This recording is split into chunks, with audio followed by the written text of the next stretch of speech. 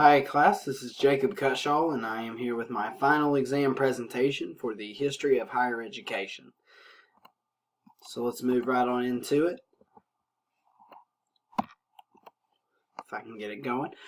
So just a little bit about the text.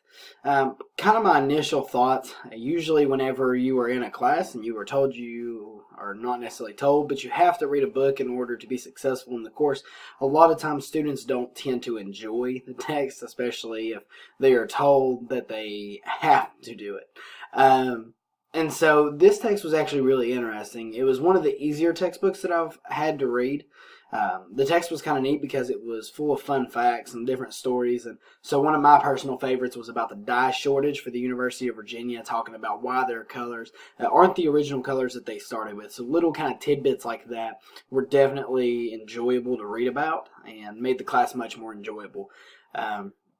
Each chapter I felt like made a smooth transition between events in history. There was very little to no backtracking, so I felt like the text did a pretty good job of going through the timeline, not having to jump back and forth. The only kind of issue that got kind of confusing was it would talk about an overall time period and then kind of go back inside that time period to the beginning. But other than that, it was a great text to read. And so kind of going into some of just the basic chapter summaries. Chapter 1, of course, discussed kind of the founding of Harvard and the beginning of American universities and how American universities would look to almost familiarize with outside or higher ed institutions, those in England and Great Britain. So, Chapter 2 moved into the founding of scientific and medical focused institutions, and also saw the addition of fundraising. And so this was kind of important. This is where we saw the first intro into schools kind of finding their niches with programs and reading and understanding the area in which they resided and understanding the needs of the areas.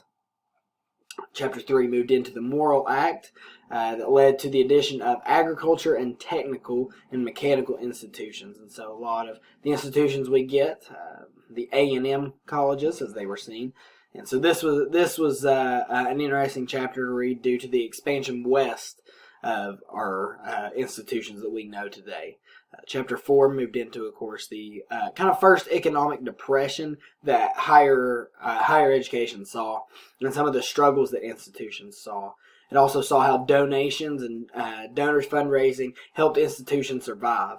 And so, again, this was something that was kind of neat because it actually broke down how institutions were at this point not able to run solely off of the tuitions that they received from students. They had to have outside help in order to survive.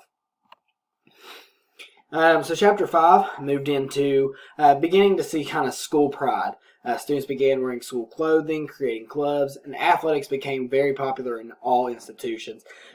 This is kind of where administrators began to understand the importance of athletics at a school.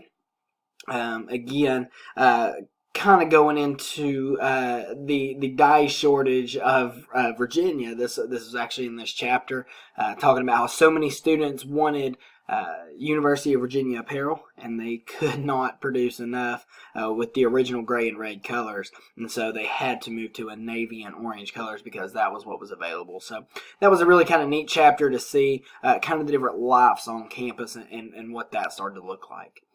So Chapter 6, again, we start to see kind of the next wave of struggles for higher ed. We see the addition of community colleges and larger public schools.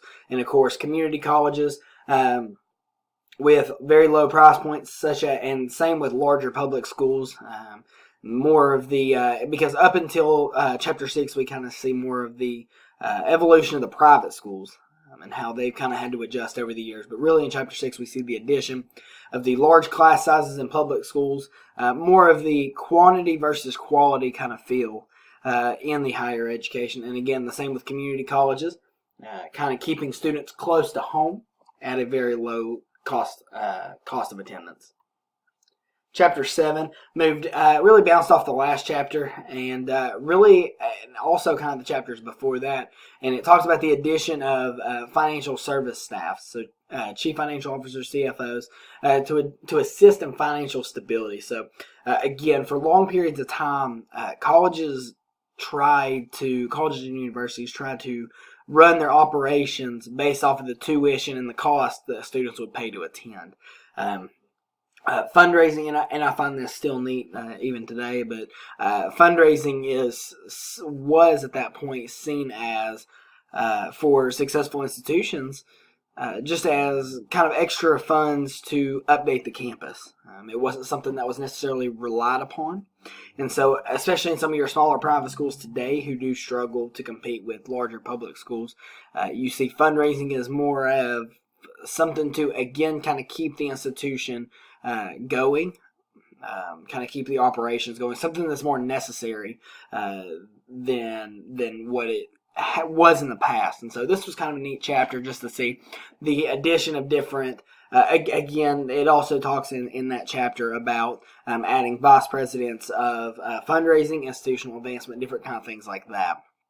And so then chapter 8 just kind of goes into discussing the future struggles that could arise in higher education. So that kind of takes us to kind of the overwhelming question for this assignment was kind of where is higher education headed? And using this text, what have we kind of learned? So one of the things that just kind of an overwhelming thing that we see in this text is that higher education goes through waves. Definitely goes through waves, and these could be waves of a 3-year process, could be 1 year, could be upwards of 10, 15, 20 years. So, we never really know how long a wave of maybe struggles for these institutions are going to be. A lot of it kind of depends on economic diversity, and just a lot of other demographics kind of taken into consideration. So, but in taking that question for today, for today's higher education, one of the things I looked at was one of my new favorite articles that I've read recently was conducted by Georgetown University. And it said by the educational attainment, 35% of job openings will require at least a bachelor's degree. The other 30% or another 30% of the job openings will require some college or an associate's degree. This would also entitle a TCAT certificate, would be the equivalent. And 36% of the job openings will not require an education beyond high school. And so one thing I accidentally left off here, but this was starting in the year 2020. So starting next year, this is what it will look like. So this is kind of a little bit of a scary statistic, especially for students who are looking at a doctorate, at obtaining a doctorate, and a lot of individuals in this course, they may already be in higher advanced positions. But someone like myself, especially who's in an entry-level position trying to obtain a doctorate, again, this is kind of a scarier, I guess, statistic, because you're looking at a smaller field size to obtain these jobs. And so I definitely believe, kind of going into my next point here, these statistics plus additional programs such as Tennessee Promise lead us to believe that four-year institutions will go through a time of struggle in the upcoming years. So, of course, now with students, and this happened the year after that I graduated high school, the Tennessee Promise, the addition of the 2 free years of community college, as well as the free TCAT schools, the vocational programs. I believe that we're getting ready to see a huge addition in those programs. And so more students, I know in talking to some of the recruiters for the TCAT school in Elizabethton, we are actually seeing that they have 60 welding booths and that they are on a 3-year wait list. And so we're already going to see that these TCAT programs right now are unable to actually produce enough welders to keep up with the need of the area. And so kind of a very interesting statistic. So I believe that as more of these vocational jobs are seen, I think right now kind of the idea is that we don't sell TCAT schools and community college vocational programs as frequent or as hard as we do the traditional 4-year programs. And so I believe as more students are more knowledgeable about some of the vocational programs that are available to them, as well as some of the salaries that come along with them. So I know welding is one of the programs I like to reference a lot.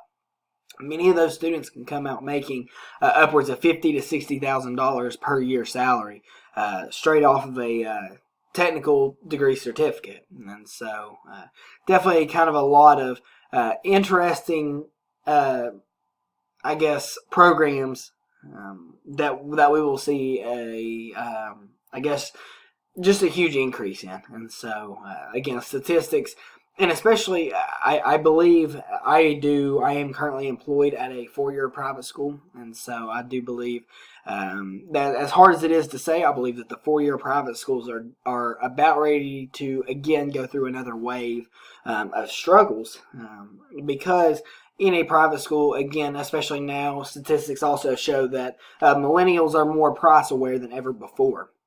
And so for private schools, that their sticker prices are typically higher than your public schools, most of these students will look at that and tend to nod that off and lean more towards the public schools. And so it will be interesting times to see kind of what happens, especially in this area for your 4-year institutions, whether that be public and private. I know some of our larger state schools around here, again, are having to add new programs. So as the University of Tennessee has added the pledge in order to recruit more students. So I would say that my overall answer to where's higher education headed, I would believe that our 4-year schools are getting ready to struggle for a little while. Fundraising is going to be a very crucial aspect of the higher education institutions.